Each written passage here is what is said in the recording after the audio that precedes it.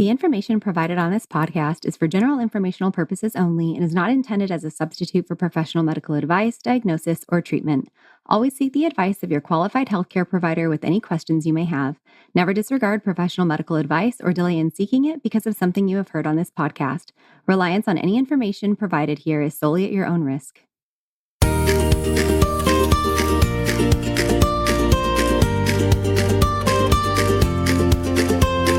Welcome to the Birth Baby Podcast. Each week, you'll find guidance, encouragement, and practical tools to support you through pregnancy, birth, and the postpartum journey. I'm your host, Ciarra Morgan, a certified birth and postpartum doula, hypnobirthing educator, and pediatric sleep consultant. I'm also the owner of a doula agency in Austin, Texas, and the founder of the Birth Baby Academy, where I offer classes for both parents and birth professionals. Thanks for being here.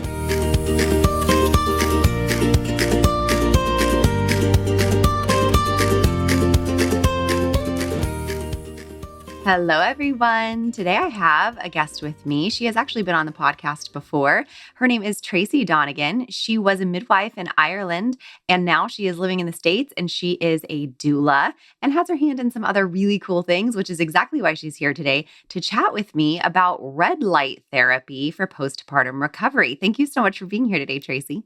Well, thank you for inviting me. As I said, I will talk for days on this topic because it's such a just cool innovation, and we can do a lot to help our postpartum moms.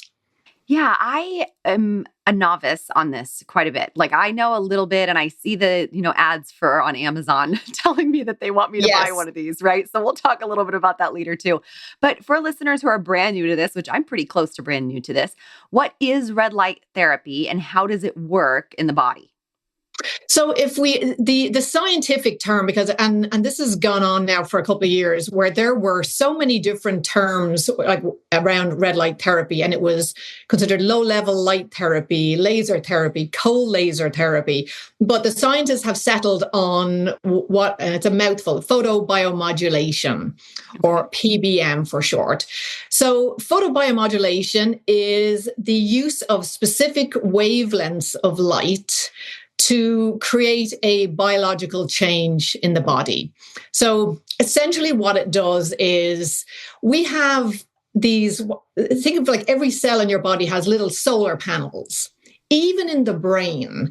So, because people think, well, how do you does light get into the brain? How does it get in there? Yeah. Yeah, it does. Yeah. So near infrared can penetrate into the brain. So we evolved to be outdoors under full spectrum sunlight, where we will get all of those lovely wavelengths that we're now using as targeted therapy for healing and postpartum recovery.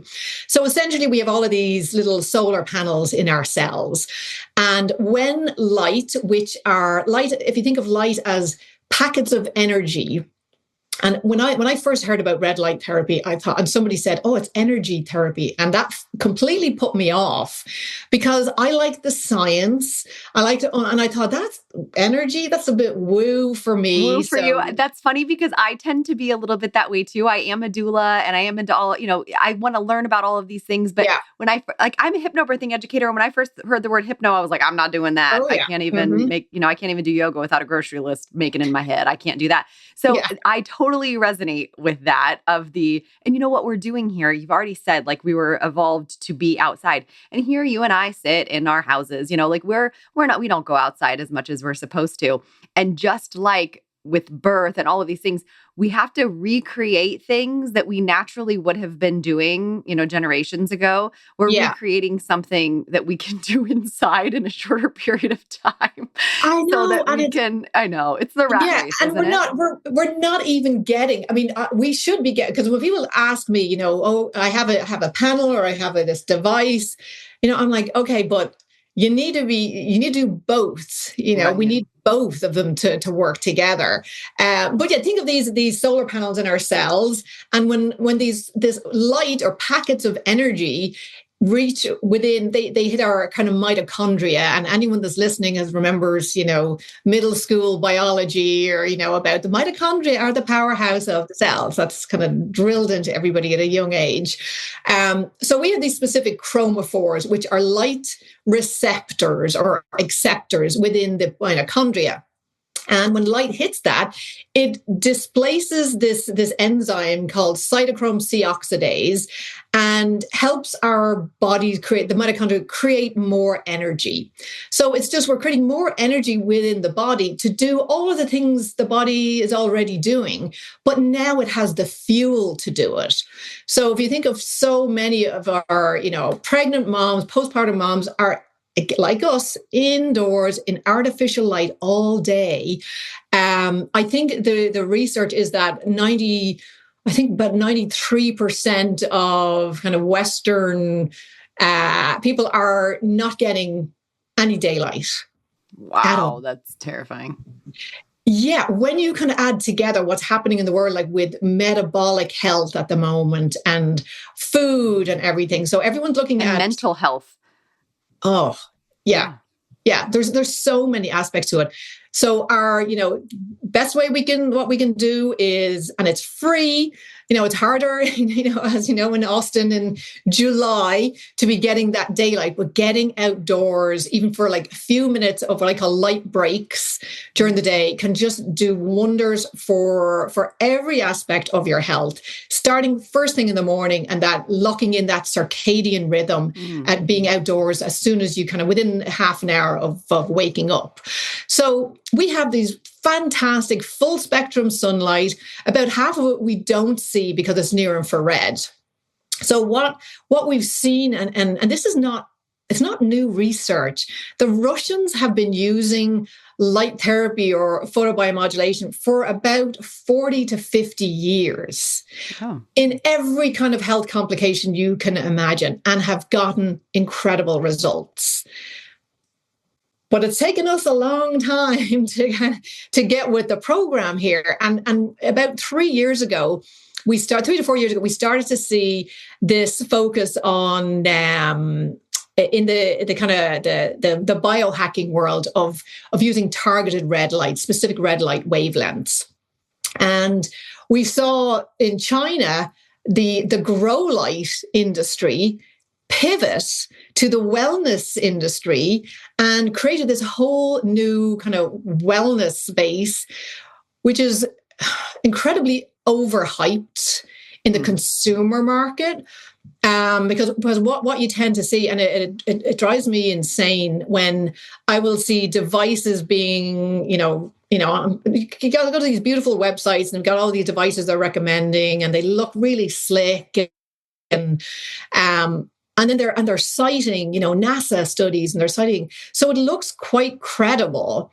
But when you look at the studies and you kind of drill down a little bit, and we're not talking about a couple of studies, we're at the moment around 6,000 to 7,000 studies on photobiomodulation, but most of it was done with laser. So unfortunately, and I did the same thing, I got caught up in I need a panel, and spent a bit of money on a panel, which now I'm like, I realize, okay, I can stand in front of that for 10 minutes every day, or I could actually get out and get some daylight and get my UVB later in the day. And so the more I looked at it, it was this marketing hype that red light is going to solve the problems of the world, and just standing in front of a red light is going to improve your fertility, and it's going to cure fibromyalgia, and all of these things so people are out there online and they see something and it says, it's going to fix my problem. And then they're using it for 6 months and they're like, I don't feel any better. What gives? I think this is why I have been a bit of a skeptic, because I'm like, it just sounds too good to be true. Like, that's it. So what are you saying then? You're saying that it has all of this extra hype. So what's real and what's not? Can you help us separate that then? When does it help and when doesn't it? So first of all, if for anyone who's listening who has a panel, and I know I hate to be the bearer of bad news, it's not that it's not going to do any harm. But if you're standing in front of a panel with a specific outcome in mind, based on the marketing of the device manufacturer, you might be a little disappointed and you may not get the results you've been hoping for. Because any gap between your panel or your device and your skin loses significant amount of energy. So, and because it's LED, when it hits the body, a lot of it just bounces off the body unless you get rid of that air gap. So we need to have the light on the skin. So like you, I was, and I still am to an extent. Okay, you know, I'm quite cynical when I hear about new therapies, but what I'm seeing, it's like snake oil. We all just assume. Yeah. I just assume now that anybody is selling is snake oil. I'm like, you need to prove it to me. And I was the exact same way with the whole snake oil. And I see it now. I'm like, you know, there's this lack of understanding about how light works in the body. And but yeah, so most of the studies were focused on LED. So, but they're not telling people if you're standing in front of a panel and it's got 670 nanometer, let's just say 670 and 810, some of the more popular wavelengths, and 810 would have deeper penetration. If you have heavily melanated skin, if you're dark skinned, that light is not getting past that melanin. We're not telling people that. We're just, and it's, so for me, and I totally get it. I was the biggest skeptic on the planet. What convinced me, and it's interesting because another couple of people that I worked with have had similar issues or similar experiences when they first discovered red light therapy, was on my dog. So we've got 2 dogs. One is getting up there now. She had her eye removed there a couple of years ago. She had to have ear surgery. We were like, the bills were mounting up. And the 2 dogs wrestle each other. And what we think is what happened on 2 occasions is one of the dogs was kind of chewing the other dog's ear, and they ended up with a hematoma in the ear. So we've got this big collection of blood. And the only way, the vet told us the only way we can help your dog is you have to come in, we have to do surgery, we'll drain this. And so the first time we did it, and it was like, okay, that was, we don't want to do it again. And then a year later, the same issue again. And we'd already been, experimenting with some of the red light devices. And we're like, oh, let's try, the laser on her ear, and like we watched the hematoma like reduce in front of our eyes within a few minutes.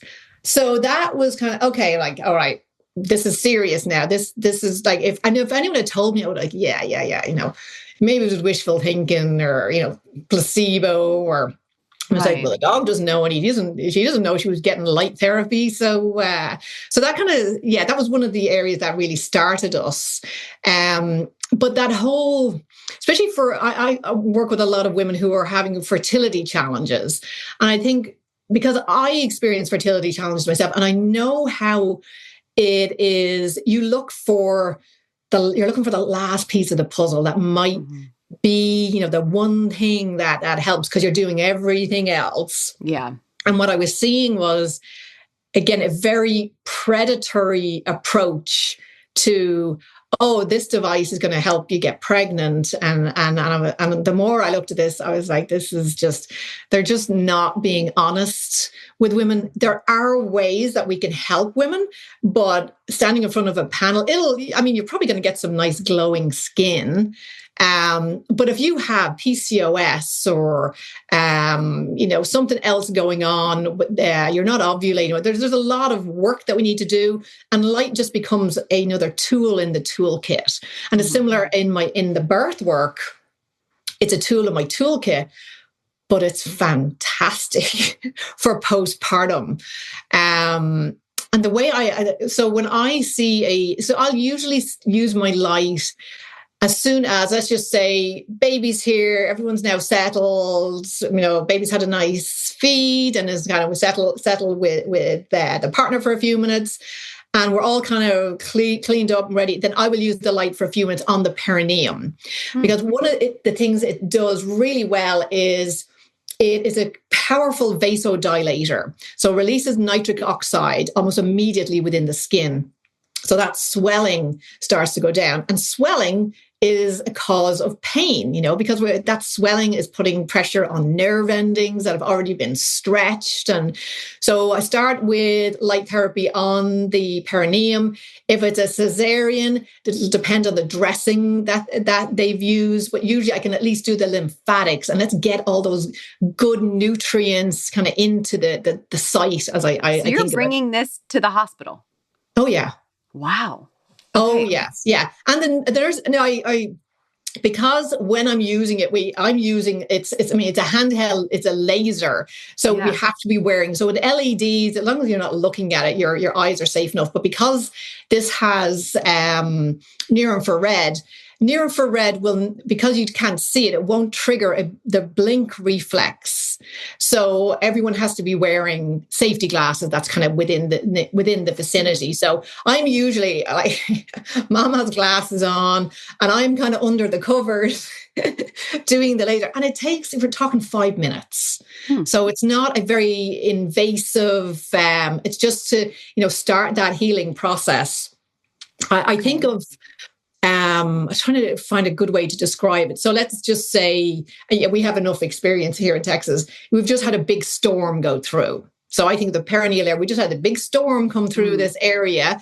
So now we have this site that we want to, we're going to put floodlights on it. So the light is like a floodlight on this site, so that the workmen then from the packets of energy they're getting are getting fueled up, so they can work more efficiently and bring in, clear the debris, bring in all the nutrients, bring in all that extra blood flow. That reduces pain, reduces swelling. And it's quite significant that it works so fast. So then when I see, usually I'll that's all I'm doing. So then I'll see them at home. And then for home, depending on what's going on with breastfeeding, they're going to be a little tender. We can use the laser on the nipples for literally like a minute or two. If they're engorged, I'll use it under the axilla lymphatics and over the breast. And it's again helping modulate inflammation, any kind of like blocked ducts. So I've had recently with, mom is, holding the breast, and we end up with a blocked duct up here. And blocked ducts are, a product of inflammation. So a little laser, it helps and it's cold laser. So we're not feeling any heat. It's not the typical, James Bond laser. But I'm usually doing it, it's kind of head to toe. So I'm like, and then any place where, because birth can take a lot out of you, like that musculoskeletal pain, like maybe their tailbone. And so it's just like, it is now kind of one of the primary tools in my toolkit now, where I'm like, if you're a client of mine, you're probably going to be, we're going to be using the laser. Sometimes we're using it in labor. I'll use it with a TENS machine on the lower back as well. I do TENS all the time with my client, but what do you mean? How are you using it with that? I'm going to have to change the name of this episode. We were going to talk about postpartum, but this is everything. I'm so in it. So TENS, I absolutely love my TENS machine as well. Me too, but how does red light fit in there? So what the red light does is so we're using it usually on the lower back. So between the spaces where we have our TENS machine, again, when we're in, I don't see as much benefit in early labor, but when we're kind of 5-6 centimeters, 5 minutes around on the sacrum, we don't need to do any more counter pressure. Oh man, my shoulders and my back want that, because that's the doula who had 3 births last week, which is unusual for me. My body hurts. 5 minutes. Oh yeah. And then you can use it, take it home and use it on yourself. Right? I need to use it on myself afterward. Yes. So it is helping with, dumbing it down, because my brain, this is not my realm. So, regurgitating it back to you. So it helps with inflammation, because it's bringing those, recovery to that area, because we're increasing blood flow. Is that what we're doing? We're increasing blood flow to that area to help with inflammation, which then in turn helps with the repair of tissue. Yeah. Okay. And it's helping all of the cells communicate. So we have all the cells communicating, and it also acts on the TRPV channels as well. So It is so for pain management, and based on and again we're using low dose. This is not like hot laser that it's because all we need to do is trigger that cascading effect of the mitochondria. It is like loving this light because we're so light deprived. So it sucks in all this light, then it can, like significantly increase that cellular power, that ATP, so the body can do what it was designed to do. We're just giving it a little cellular nudge to, the acceleration, it's like, I always say this, I have not found a challenge that it has not been helpful for. Wow. And it's so we're at a point now where like the research and good research, because anyone can put out a couple of case studies about red light. We got some really good randomized controlled trials with placebo, so that we can see it's having an impact. And one of the most exciting areas that we're seeing at the moment is, so now the FDA have approved red light therapy for oral mucositis. So for anyone listening who you might unfortunately may already be aware of this, oral mucositis is a side effect of cancer treatment. Oh. So what it does is, so if you're, and I always kind of come back to, if I had a 5-year-old that you already have the trauma of going through cancer treatments, and now your 5-year-old can't eat their favorite food. It hurts to swallow. Yeah. Or maybe now they're being peg fed. It's like, we're trying to help them, but the helping is creating another complication in the mouth, and in the throat. So what we see now is, so the FDA has approved red light therapy. Insurance is now covering it. And the kids can do it themselves. So we're literally talking about having the laser, over their cheek for less than a minute on each side. And it reduces their odds of getting oral mucositis significantly. Wow. So when you say that, when we go back to the birth part and you're talking about pain, what is the reason that reduces pain? Is it increasing endorphins, or what? Where is the connection between red light and the reduction of pain? So there's two aspects to it. So we have reduction of inflammation. We have an increase in anti-inflammatory cells. And it creates this, what I think is so interesting, not dissimilar to the TENS machine. So the TENS machine works on the gate control theory. Right. That the signals from the skin reach the brain, the thalamus sooner, and it closes that gate. Right. But with red light therapy, it's also creating what we call a rosary effect. So it's creating these little kind of nodules in the cells that slow down the transmission of those signals to the spinal cord, to the brain. And for like because I have my clinic as well, where I have what I call my big laser, so which has like significant output. And I'll have people come in who have had like shoulder injury that they've been living with, especially older women, kind of my age women who are, estrogen depleted, menopause, frozen shoulder is all part of that picture, who they've been like literally sitting up, sleeping for several years because of the pain. They don't do well with medication, and 3 sessions, 10 minutes, and they're pain-free. They're usually in the first session, they're like, oh, I can actually move my shoulder more easily. So for that, it's just, back pain. I see a lot of women for, again, in pregnancy, most women don't want to be taking heavy medication. And they've got something going on where it's, carpal tunnel or lower back pain. And that's really easy. So you just mentioned like how many times someone did that and for how long they did that each time. And then I don't know how long that lasts. When we're talking about postpartum recovery, if someone were to do this postpartum recovery wise, how often do they need to be doing this to see help? And how long does that help last for before they need to use it again?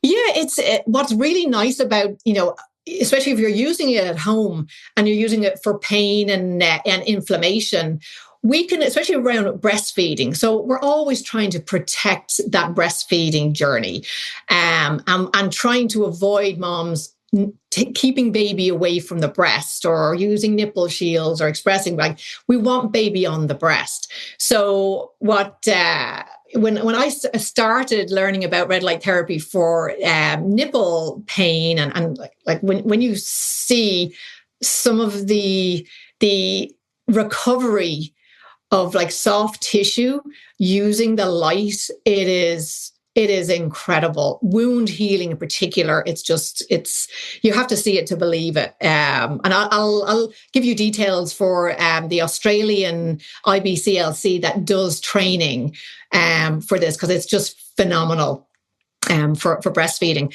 But if they're like, so I would have moms come into me, and they're coming into my clinic, and I'm like, I don't want moms leaving the house with a newborn and then getting to me. And then I'll usually, have them feed first if they can. So, and then I'm using the light on the nipple and the lymphatics and over the breast.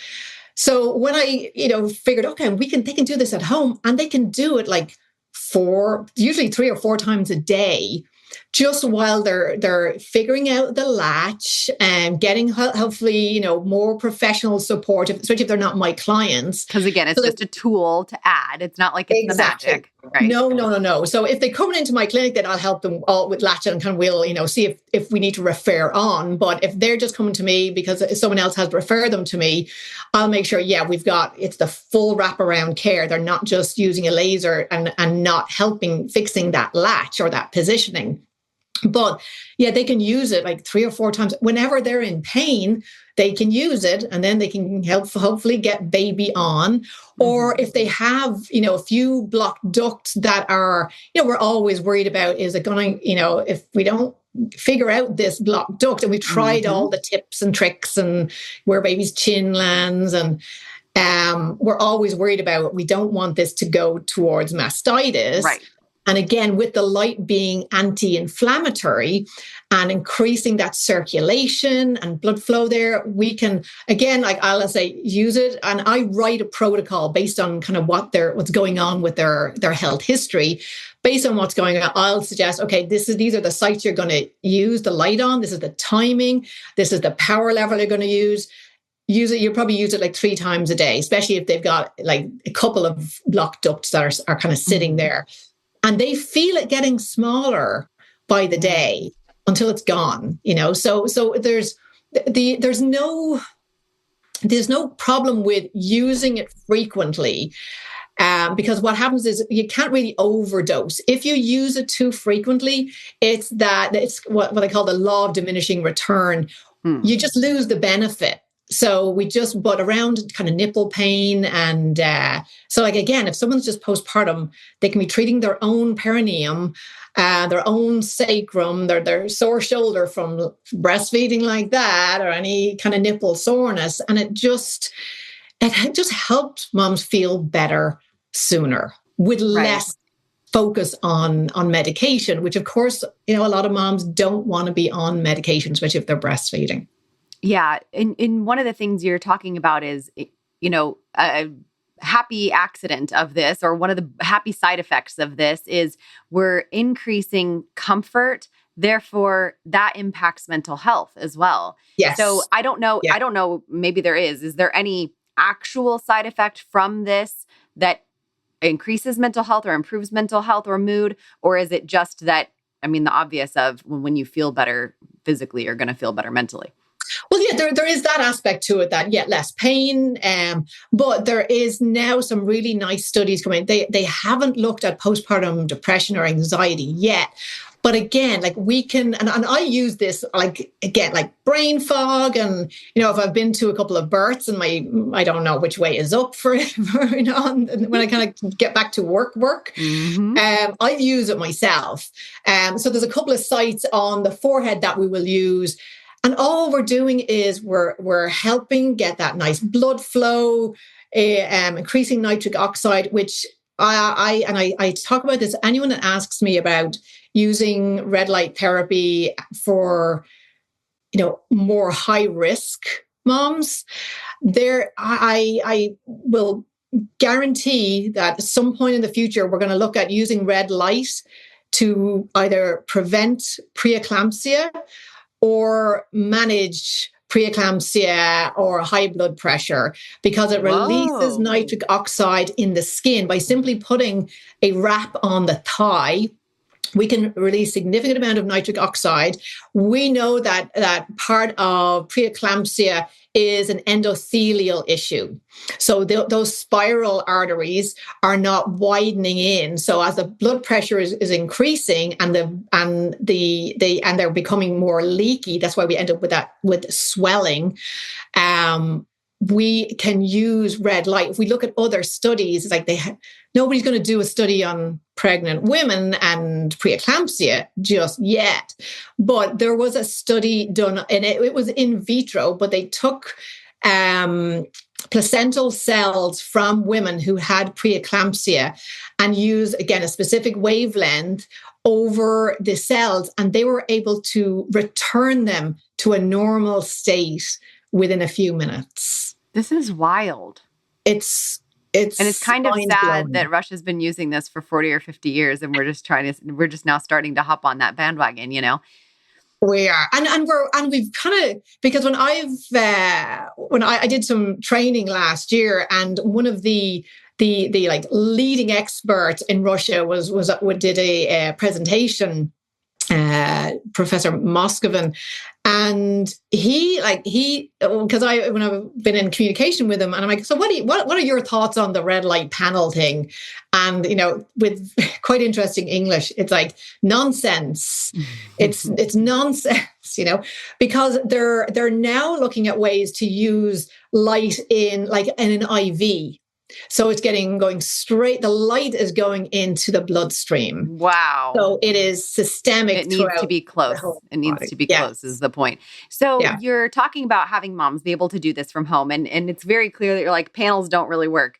And it needs to be touching the skin or very, very close to the skin. Yeah. So there's so many things on the market. How can someone tell the difference between a legitimate professional grade device, or does it need to be professional grade? Are there home red light devices that are, going to work? Well, I'll tell you my own experience, and because I write these protocols, I have a lot of women that will contact me saying, "Hey, I bought X device and I've been using it for a couple of months. I'm not noticing any changes. So what gives?" And it's just unfortunate, because this whole science has such potential for helping human beings. And what we're seeing now is I see it all on Amazon, that, here's a $30 device, $30, we'll try it, whatever. And then they use it for a couple of weeks and they're like, red light therapy doesn't work. Mm-hmm. But I'm like, no, it really does. But we have to have a specific wavelength. So if someone is looking at a device and it has the 700 wavelengths, I'm like, just based on 700s has not been studied. So why would we be using a light that we can't even translate it from the research. So many of the devices are not in skin contact, and they're LED. So an LED the light scatters when it gets into the skin.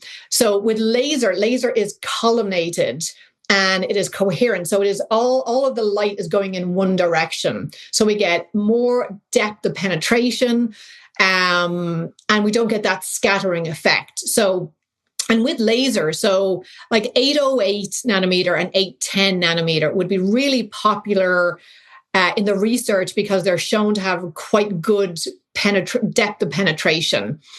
But if we're using 810 with an LED, so let's say we bought a little wrap and it's for my shoulder and it was 810, that 810 is not just 810.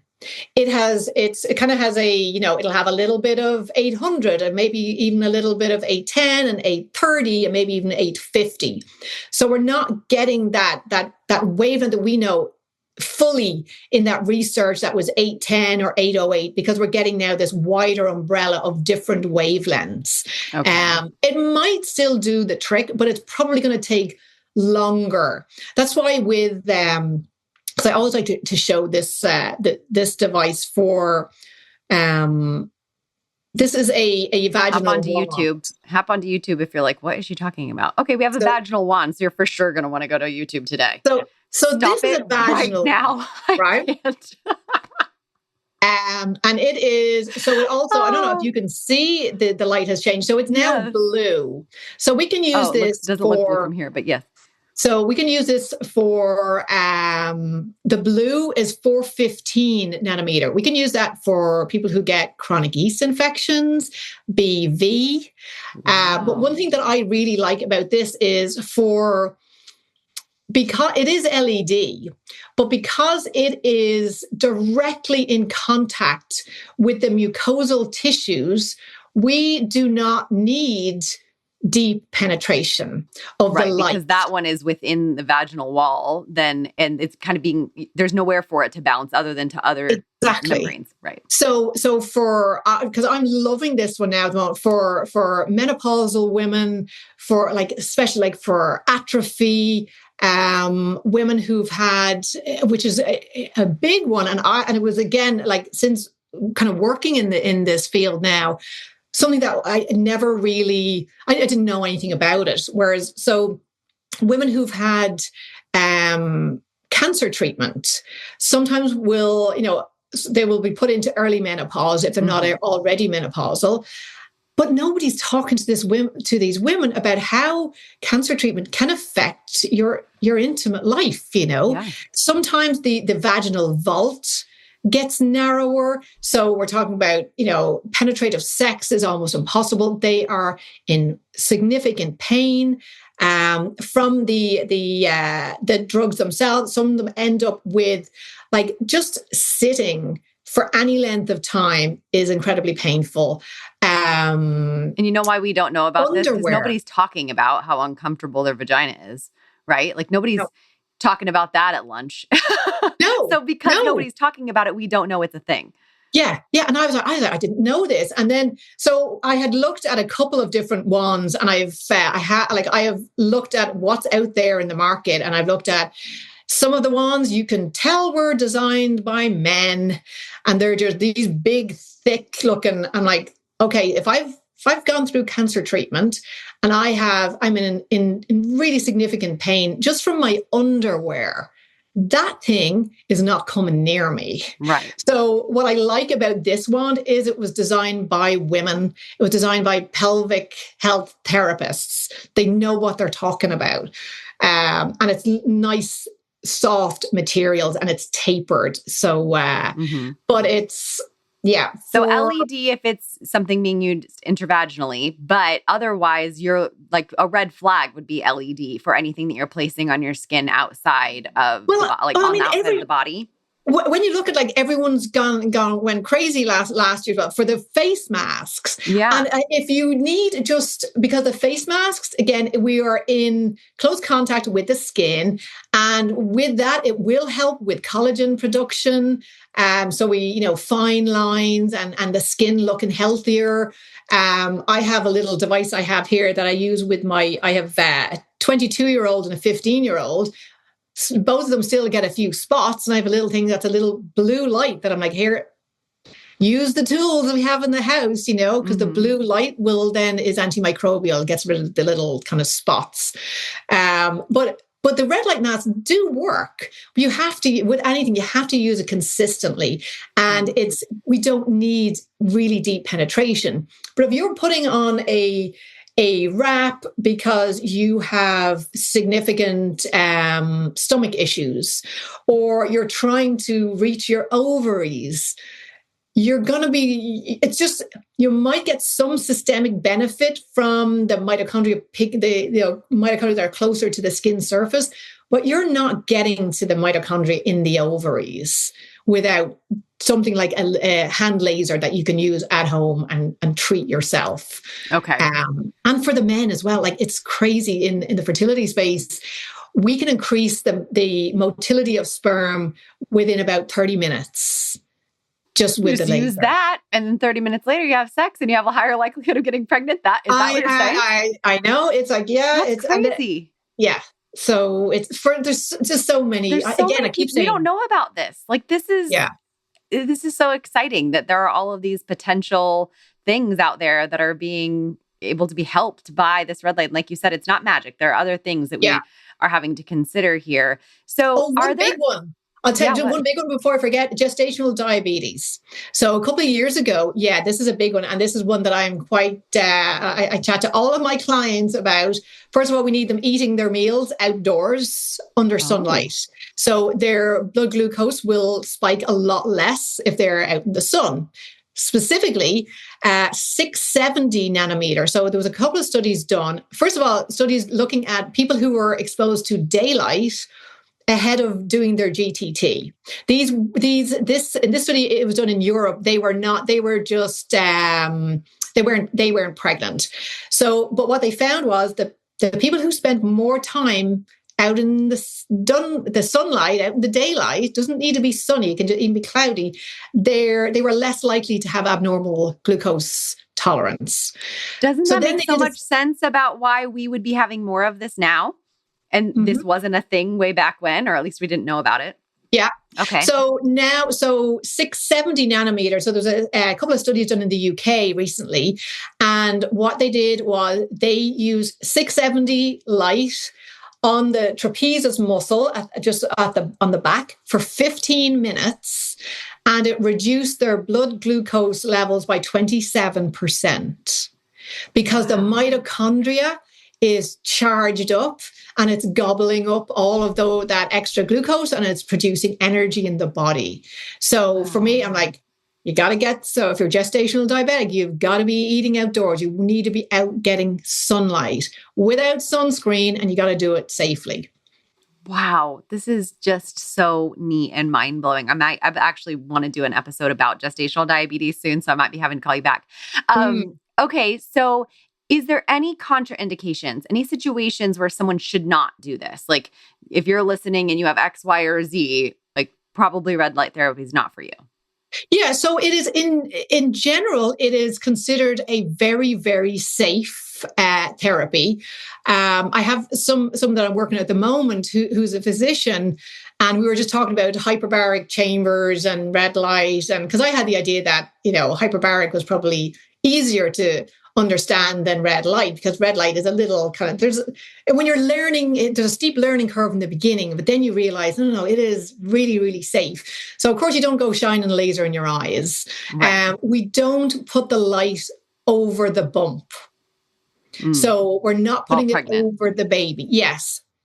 But in saying that, if somebody is spending time at the pool or the lake during summer and their bump is out, they're getting far more energy from the sun. And the baby is expecting to be exposed to near infrared light. Moms aren't getting that near infrared light. So baby is expecting that. Even the amniotic fluid, the what we call it kind of the optics of the amniotic fluid is designed so that near infrared will bounce around within the womb for these babies. It helps with their development, but we are incredibly daylight deprived. We wouldn't put it over an active lesion. So if someone has, a known cancer, we don't put the light over there. But I think very soon we're going to see research that is showing that it is protective against cancer growth, and it doesn't encourage proliferation of cancer cells. So we're saying these things as a preventative, like we don't know enough, so don't do it. Not that we know it would harm, but in an excess of caution, we don't do these things. Exactly. Yeah. And when we look at like the body of research now, adverse events are incredibly rare. Incredibly rare. So what you might experience, sometimes if I have someone comes into my clinic and they're having like a more high dose because they've got a musculoskeletal, like a shoulder or hip issue, they might feel a little bit more tired in the evening. But generally, they might just feel a little warmth in the skin because that's that nitric oxide release and circulation increase. But other than that, it should be very comfortable. And especially like if you're treating, sore nipples and it's like 4 times a day because you can't see your lactation consultant until tomorrow and you got to tide yourself over. But generally, they're the big ones. Don't look at the laser. Don't put it over the bump. Not over an active lesion. There used to be concerns about using it if you had a pacemaker or what was the other one? Or if you were taking medication that was kind of light sensitive, like antibiotics. But generally, light sensitive medications, antibiotics, it's usually UVB light, not red light or near infrared. But it's always worth checking. But then I say, like, ask your doctor. I'm like, your doctor is not going to have a clue about what red light is. And they're probably going to assume it's some that woo-woo crazy thing. Yeah. Yeah. Not crazy. But I just direct them to the cancer studies now and how it's helping, how the FDA has now approved it for oral mucositis prevention. So it's like, we're getting there, but taking a while. Awesome. Well, you're on the front end, at least in the United States, of at least helping spread the word and give some awareness to the fact that it exists and can be used for so many different things. If somebody wanted to learn from you or learn more about this that you're doing, how would they find you? And of course, I would put that in the show notes too. Yeah, please. It's tracydonegan.org and they'll see all of I write about, like, there's just studies every day and I don't have enough hours in the day to write about everything that's happening in this space right now. But there's a really important blog I'm going to put out this week on not so much red light, but around artificial light and how damaging and harmful artificial light is for us as human beings, especially after the sun goes down. I'm like, you mean as I have this ring light shining on my face right now? I can't even deal with my ring light anymore. It gives me headaches. I'm like, they'll just have to deal with me looking, I think you look better than I do right now. I stick out my little pink light behind me. But there was a Chinese study looking at high-risk women who were having long hospital stays. Within 3 days, their melatonin was completely dysregulated. And they were, that was the Swedish study. The Swedish study, high-risk women their melatonin. And melatonin is so important for our baby's development. Mm-hmm. And the Chinese study was looking at they kind of looked at all the confounders. They're looking at artificial light at night specifically. And women who were exposed to more artificial light at night had a much higher risk of their baby developing a congenital heart defect. Weird. It's melatonin. Yeah. We're suppressing melatonin because as you know, when we were cave dwellers, the only light we had after the sun went down was near infrared from the fire. Right. And now we've got all of these on when our body is telling us it's probably going to staying up till midnight. Staying up so late and way past when the sun has gone down and on our phones and watching TV. And Yeah. So for my clients, if they're gestation diabetic, I'm like, really, you need to get yourself circadian lighting in your bedroom. You need to filter your phone. It will all help with your managing your blood glucose, as well as, because I talk about it as, we talk about nutrition and how important that is, and different lifestyle factors and exercise. Their light diet needs to be focused on in prenatal care, which nobody is talking about. We're only talking about diet of what we're eating, not light diet. So that's so interesting. Yeah. Well, thank you so much for coming on and sharing this. I think we could talk about 1,000 more hours about all of the different facets of this. But I really appreciate you coming on. Thank you so much. Sure. Anytime. Thanks for listening. If you enjoyed today's episode, please take a moment to follow, rate, and review the podcast. It helps us reach more families who can benefit from this resource. For more resources, classes, and services, head to empoweredbeginningsatx.com or check out the Birth Baby Academy at birthbabyacademy.com. Until next time, wishing you confidence and calm on your journey through birth and beyond.